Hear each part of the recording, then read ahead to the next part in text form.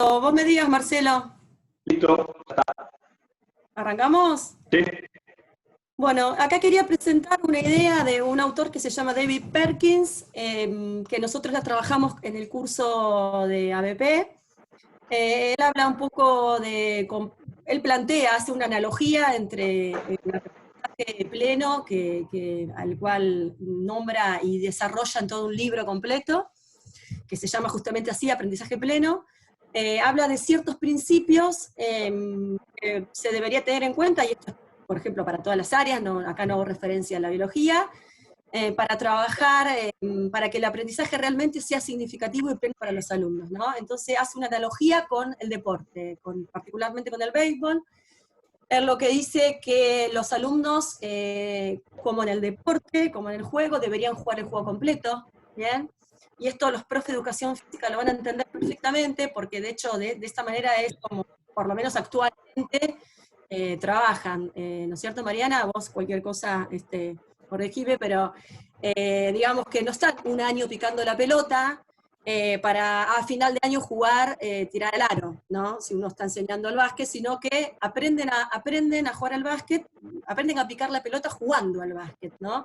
Entonces, eso es algo tan lógico para un profe de educación física. Sin embargo, a veces los alumnos de química o de biología o de matemática están repitiendo algoritmos, repitiéndolos y repitiéndolos para sistematizar, ¿no? Para sistematizar un aprendizaje, pero nunca llega el juego completo, nunca ese aprendizaje que lo repitieron sistemáticamente una y otra vez, lo pueden aplicar a algo, ¿bien? No hay una transferencia, entonces se queda como el juego interrumpido. Bueno, y normalmente lo que dice Perkin, que las respuestas más comunes cuando el alumno reclama, ¿pero esto para qué me sirve? Todos nosotros lo habremos escuchado esa pregunta, ¿pero esto para qué me sirve? Las respuestas más comunes son, esto lo dice Perkins, son para probar, ¿bien?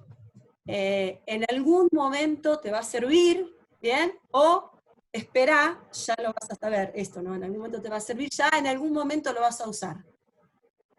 Y los chicos en química están haciendo P por B igual a nRT, ¿se acuerdan de la fórmula de los gases? Todos la hicimos en el secundario, y todos hicimos esa fórmula y despejábamos términos, ¿bien? Pero después la mayoría de nosotros somos incapaces de transferir eso a un problema real, ¿no? El volumen, ese P, bueno, la presión, el coeficiente, ¿de qué estamos hablando, no?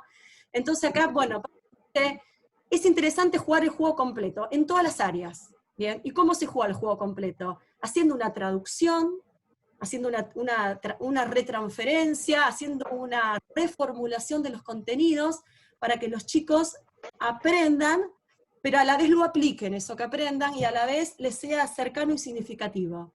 Entonces, ¿qué modelos son interesantes para jugar el juego completo? De nuevo, ABP, CTS y enseñanza por indagación. Bien, cualquiera de esos modelos de enseñanza que hablamos nosotros hace un ratito, juegan el juego completo. El alumno resuelve un problema, se hace preguntas, toma datos, saca conclusiones y entiende para qué le sirve.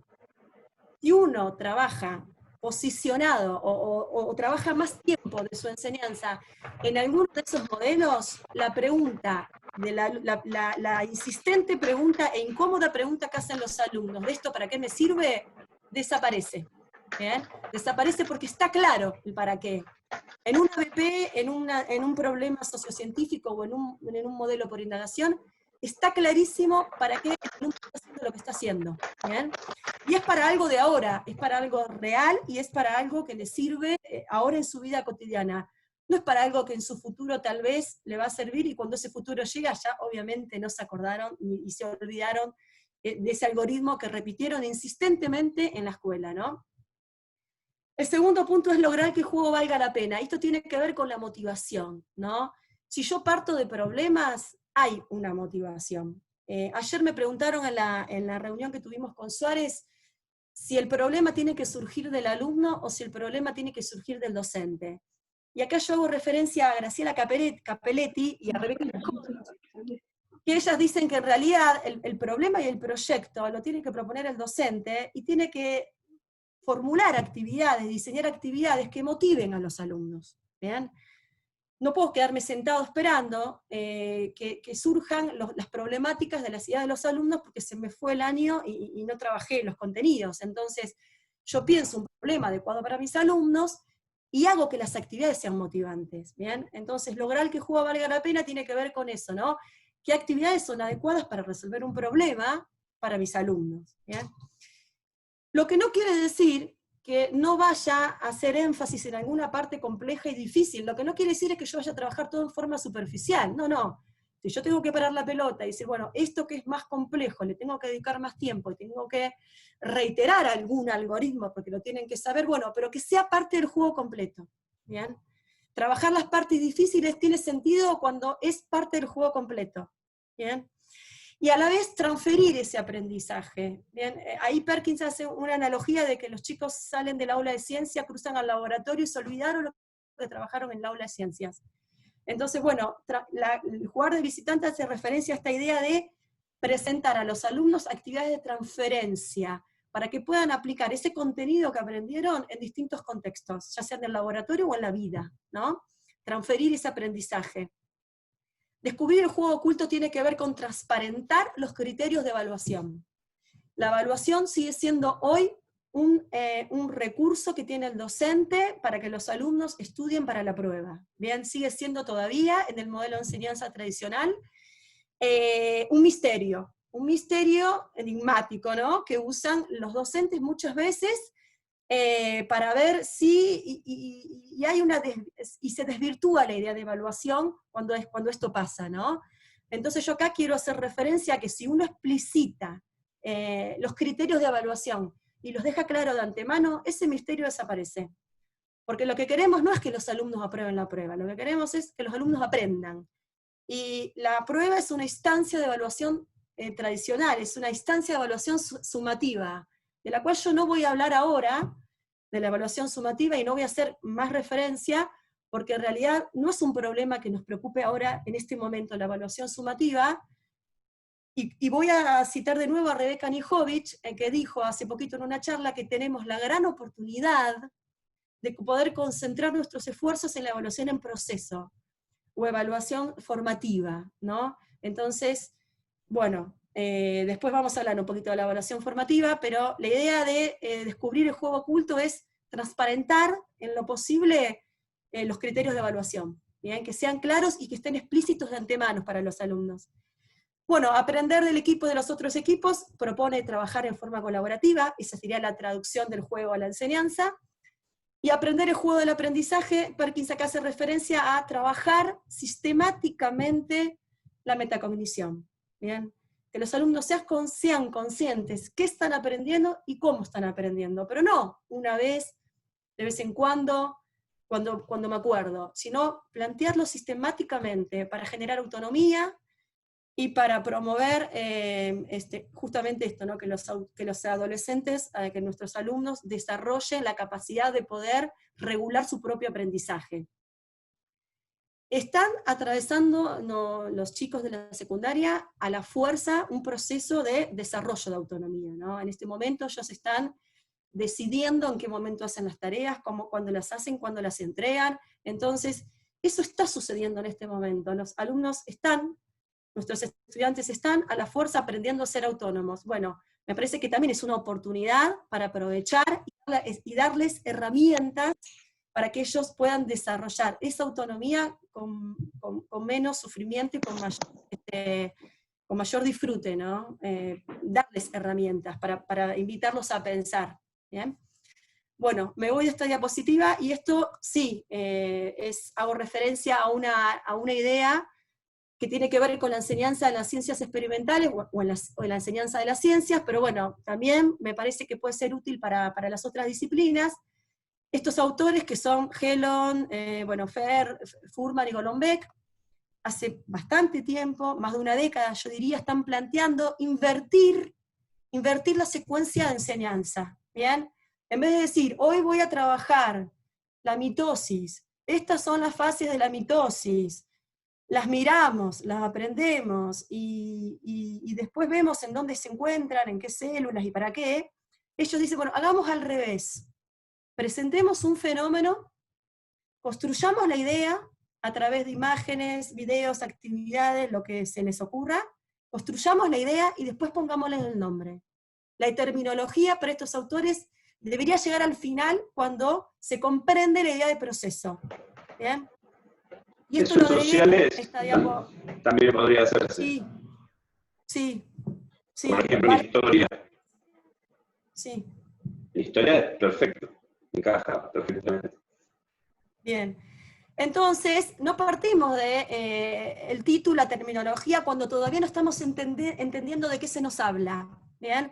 Por eso presentamos el fenómeno, lo masticamos, lo desarmamos, lo armamos, construimos la idea, y después le ponemos el nombre. En ciencia encima, bueno, hay mucha terminología específica, bueno, como en todas las áreas, por supuesto.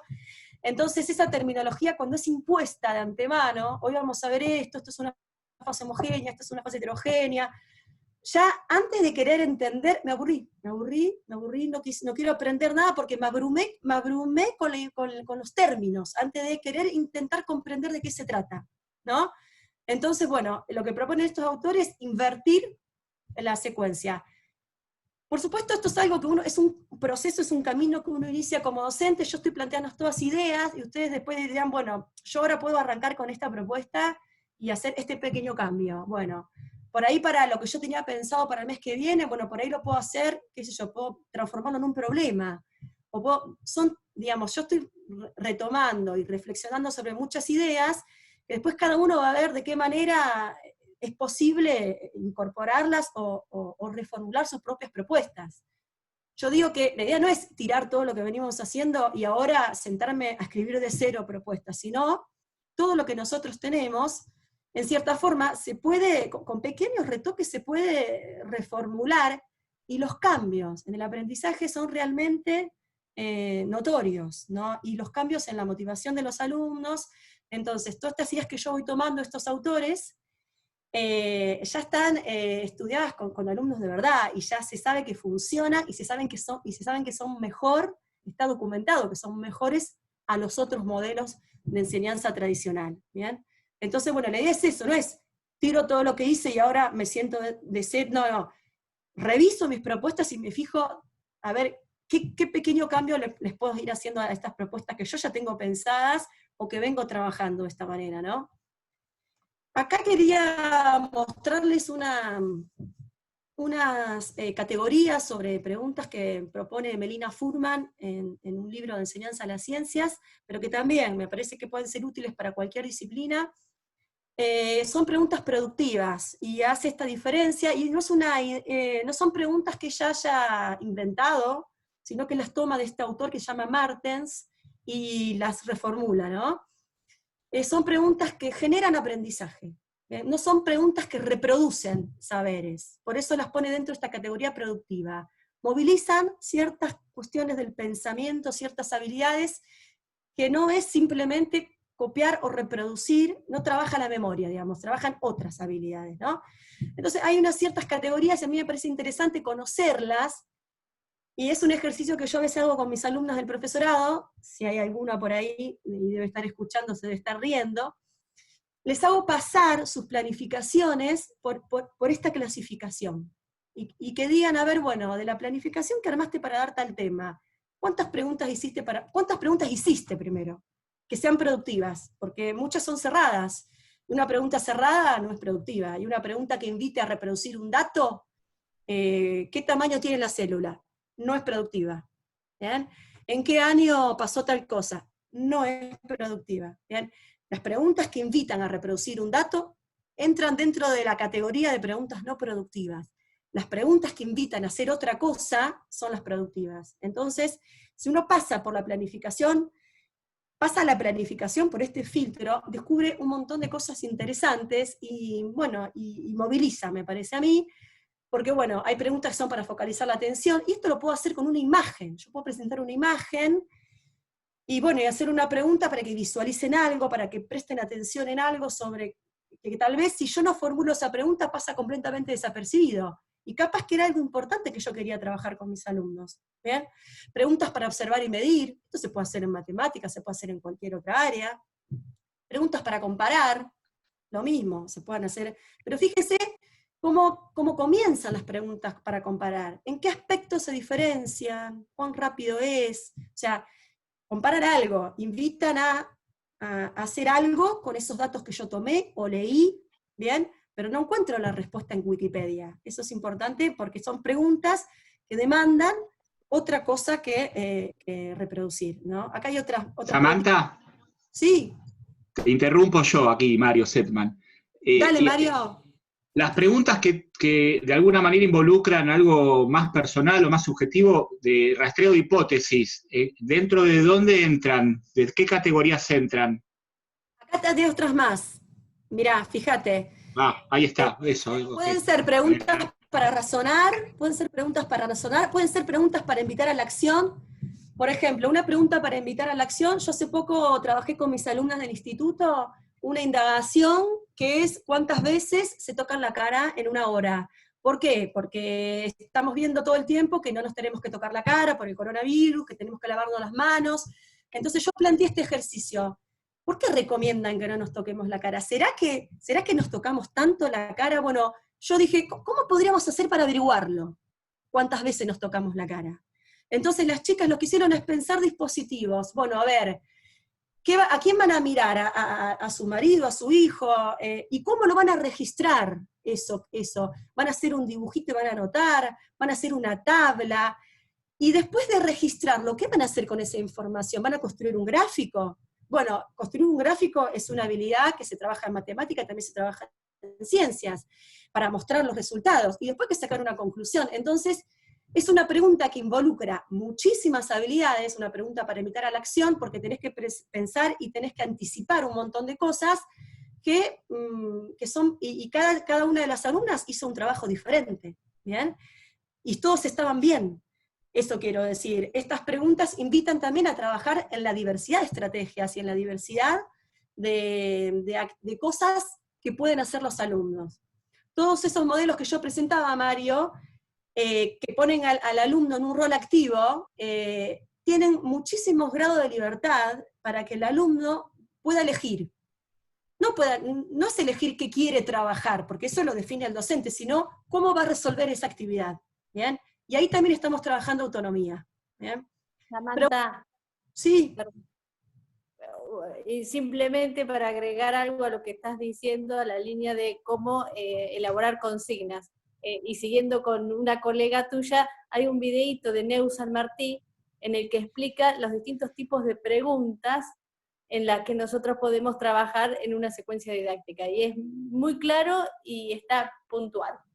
Bien, perfecto, después si querés lo puedes compartir. Ahora voy a hacer referencia a eso, Andrea, a Neu San Martín, y voy a hacer referencia a los tipos de actividades de que tiene que tener una secuencia, que es algo que no nos tenemos que olvidar en este momento, porque una cuestión que es muy importante y que muchos educadores están haciendo referencia es que lo que no está bueno es mandar actividades sueltas. ¿Bien? Actividades sueltas, hoy de célula, mañana de mitosis, pasado de evolución, eso es algo que no debería pasar porque genera mucha confusión y mucho caos. ¿Bien? Ahora voy a hacer referencia a eso en un par de diapos. ¿Bien? Termino acá, preguntas para razonar y preguntas para promover la metacognición. Acá Martens hace una salvedad, y también si quieren tengo el trabajo traducido de Martens, es un trabajo cortito, si lo quieren leer, el original, hace que una salvedad de que no es adecuado o no es propicio anticiparse con las preguntas para razonar. Quiero decir, las preguntas para razonar, si yo las planteo al comienzo de una propuesta, no estimulan, porque fíjense que es cómo pensás que podríamos, cómo explicás qué, las tengo que proponer un poquito más avanzada la propuesta, cuando los alumnos tienen elementos para poder responderla. Entonces una pregunta para razonar, que no es una pregunta que tenga que ver con indagación de saberes previos, que esa podría ser otra, sino para razonar sobre algo que hizo, sobre algo que leyó, sobre algo que elaboró, diseñó, cuestionó, ¿no? Entonces esa pregunta, según Martens, tendría que estar medio como al final de una propuesta, bien, más avanzada la propuesta. Y entre las preguntas para promover la metacognición, esto voy a hablar en un ratito, no me quiero detener acá, pero sí, lo interesante es que no son las preguntas que abundan en las propuestas, realmente en muchas propuestas directamente están ausentes las preguntas para promover la metacognición, Y la invitación es a trabajarlas en forma sistemática, sobre todo hoy, en esta forma de trabajo que nos toca vivir, ¿no? Trabajarlas en forma sistemática para promover la autonomía de nuestros alumnos. ¿Qué aprendiste? ¿Cómo te diste cuenta que aprendiste eso? ¿Qué podrías hacer con eso que aprendiste que no sea resolver el ejercicio? ¿Bien? Son preguntas que invitan a desarrollar la metacognición, pero de esto voy a hablar en un ratito. Bueno, acá también, en esta diapositiva voy a hablar de Neusa Martín, voy a hablar de Anijovic, voy a hablar de Axel Rivas, voy a hablar de Mariana Maggio, y voy a hablar de Inés Dussel. Bien, de todos ellos voy a hablar. Lo que dice Axel Rivas es: lo peor que nos puede pasar en este momento es enviar actividades sueltas. Así lo dijo, literalmente. ¿Bien? Repito sus palabras. Y a esto lo agrego yo, otra cosa que para mí no sería conveniente, por eso lo tacho con rojo, es desarrollar unidades eternas, largas, que duren 6 meses, porque el alumno ya llega un momento que no sabe cuál era el problema, cuál es la pregunta, para qué lo estaba haciendo, ¿bien? Entonces, ni actividades sueltas, ni propuestas eternas, ¿bien? Bueno, ¿y qué alternativa hay a esos dos extremos, ¿no? Bueno, un montón de grises hay en el medio. Y acá sugiero algunas cuestiones que tienen que ver actividades organizadas en lo que se llaman microsecuencias. Y acá sí, Andrea, tomo lo que vos decís, Neusa Martín. ¿De qué hablamos? O sea, ¿qué entendemos por secuencia y cómo eso lo podemos traducir a una microsecuencia? ¿Bien? Una secuencia es una serie de actividades en las cuales las actividades tienen una función. ¿Bien? Y bueno, entonces esto va es opuesto a eso de las actividades sueltas, ¿no? Yo siempre hago un chiste con mis alumnos que es: si a vos te caen las hojas del escritorio de tu propuesta de enseñanza y se te mezclan, ¿no? Y vos las levantás con las actividades que vos habías pensado dar, ¿no? Y vos levantás esas hojas y te da lo mismo cómo las acomodaste, entonces eso no es una secuencia. ¿Bien? O sea, no puedo, si yo cambio la actividad 4 por la 3, y da lo mismo, entonces eso no es una secuencia. ¿Bien? Porque la actividad inicial tiene que invitar a problematizar. ¿Bien? Porque la actividad que sigue tiene que invitar a buscar información para poder resolver ese problema, y porque la actividad que sigue tiene que invitar a hacer algo con esa información, a juntarla, a sistematizarla, a armar una red conceptual, a hacer algo, masticarla, y porque la actividad final tiene que invitar a sacar una conclusión y a poder comunicar eso que aprendí. Entonces yo no puedo comunicar antes de sistematizar, y no puedo sistematizar antes de buscar información, pero antes tenía que tener un problema o una pregunta. Entonces, a esto hablo con microsecuencias, que no duren 4 meses, pero sí que tengan ese sentido, ¿bien? Ese sentido de un orden a lo que hace referencia a Neusa Martín, ¿no? Y que parta de una pregunta. Neusa Martín también es una abanderada de las preguntas, y ella dice: si tenemos una buena pregunta, ya tenemos más de media cancha recorrida, ¿no? Ya tenemos muchísimo avanzado. Preguntas, ¿bien? Volvemos a las preguntas, que son elementales en cualquier propuesta. Perdón, Samantha, perdón. Sí. Yo quería hacer una acotación. En el instituto, por ejemplo, trabajamos mucho con los docentes el tema de que ellos, gran parte de los docentes, lo que primero hacen es mandar una bibliografía, a veces muy extensa, para que los alumnos lean, pero los alumnos no tienen preguntas para leerla, ¿no? Entonces no saben para qué la leen, y no saben extraer datos, porque justamente lo que a veces está invertido es en la secuencia, es que en realidad la bibliografía o la lees para hacer un marco teórico, para generarte alguna pregunta, o porque tenés una pregunta y necesitas responderla leyendo esa bibliografía. Entonces, lo comento porque veo que hay gente también que está acá escuchándote y que es del instituto, o sea, ya en la formación del profesor.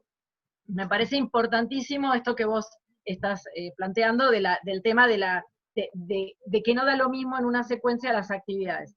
La que más frecuentemente vemos es esta de que lean, pero que lean sin ningún tipo de objetivo general o consigna general que debería tener implícita algún tipo de pregunta. Bueno, nada más que hacer esa acotación.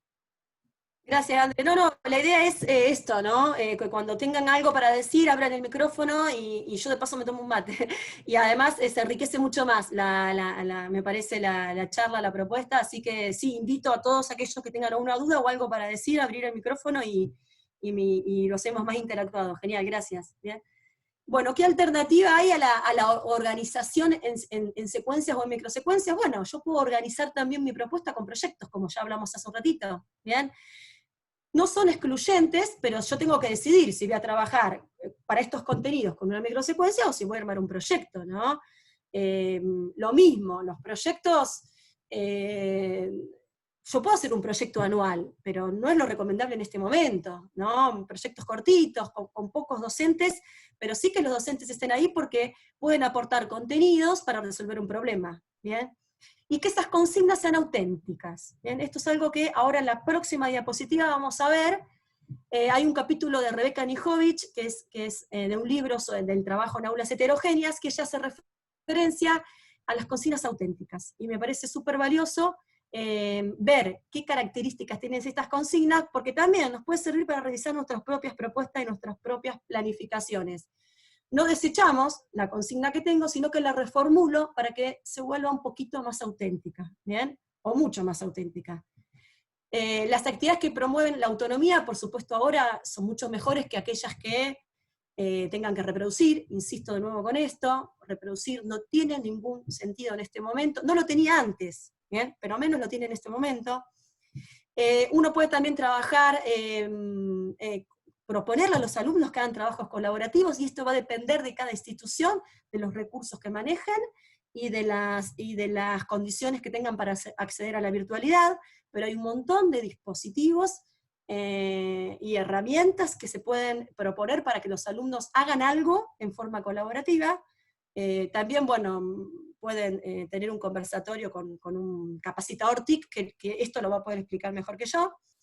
Y otra cosa a la que quería hacer referencia acá, que esto ya casi que cae de maduro, es que nos tenemos que anticipar todo el tiempo a lo que vamos a pedirles, porque como no estamos en el aula y no lo podemos aclarar, seguramente les habrá pasado de que los alumnos nos mandan por 3, 4 formas distintas las tareas, nos mandan por WhatsApp, por Classroom, por mail, y algunos por audio, y otros nos mandan fotos escaneadas, y no sabemos qué hacer porque tenemos muchísimos alumnos. Entonces, bueno, no anticipé cómo quería que me lo entregaran, no anticipé, abren un foro, y me pasó a mí, abren un foro y nos escriben 100 renglones, no, eso no es un foro, pero no es la culpa del alumno, sino es yo que no anticipé el límite de oraciones en el foro. Bueno, seguramente a todos nos pasó, entonces cuando uno pide algo, en esta situación de enseñanza, la no presencialidad, tiene que anticiparse lo más posible, todo lo que pueda, para después no tener que andar pidiendo que recapitulen, que vuelvan a entregar la tarea, ¿no? Y en una cuestión que parece un poco tediosa. Y bueno, siempre tratando de establecer lo que Inés Dussel dijo en aquella charla en pantuflas, ¿se acuerdan? No sé si la vieron. Tratar de establecer una conversación con nuestros alumnos, ¿no? Sea que estemos usando algún dispositivo tecnológico o no. Bien, puede haber una conversación en la no presencialidad. Lo que no tiene que haber es yo subo, el alumno sube, yo subo, el alumno sube, ¿no? Entonces no hay un diálogo. Hay actividades subidas a un sitio, a una plataforma, que no responden a una conversación. Entonces acá lo que Inés Dussel recomienda es tratar de establecer una conversación entre los alumnos y los docentes, y que el texto de esa conversación sean las propuestas, sean las actividades, ¿no? Ya sea en un foro, ya sea en un papel, o como ustedes lo quieran desarrollar, ¿no? Y acá voy a traer como última idea de esta diapositiva, voy a traer lo que Mariana Maggio propone como ensamble, ¿no? Ensamble. Ella lo que dice es, a ver, pensemos. Si yo uso una plataforma, ¿bien? Y puedo hacer encuentros sincrónicos o asincrónicos, y yo los convoco a mis alumnos a las 8 que se conecten por Zoom. Bueno, a ver, ¿qué les puedo dar por Zoom? ¿O qué les puedo brindar en sincronía que no se los puede brindar con un audio, o que no se los puede brindar con una clase grabada? Entonces, pensemos en un ensamble como construcción colectiva de personas y de herramientas, ¿no? Que diga, bueno, a ver, no es lo mismo que yo hacía, ahora lo paso al Classroom, eso está clarísimo, ¿no? Pero bueno, lo que suele pasar también es que me conecto a Zoom y explico lo que pudo haber grabado. Bueno, a ver, ¿tiene sentido eso? Si yo encuentros en sincronía, ¿para qué los voy a usar esos encuentros en sincronía? Que no sea lo mismo que una clase grabada, porque para eso no los cito a un horario, sino que le grabo un tutorial, les grabo un videíto y se lo subo, o se lo escribo en un papel, o les mando un audio. Entonces, pensar esto, si yo puedo usar una gama de herramientas, bien, ¿cómo las ensamblo para que tengan sentido? Bien, ¿cómo ensamblo? El cuadernillo. Sam, Sí. nos quedan 30 segundos y nos encontramos otra vez dentro de 3 minutos. Dale. Genial. Y seguimos con esta idea del ensamble, seguimos con esta parte que está buena. Dale. Quería hacer alguna pregunta. A mí me parece como muy poderosa esta idea de ensamble que planteó Mario Baggio en un encuentro de utopía. Dale, la seguimos hablando ahora. Dale, genial. Gracias, Marcelo.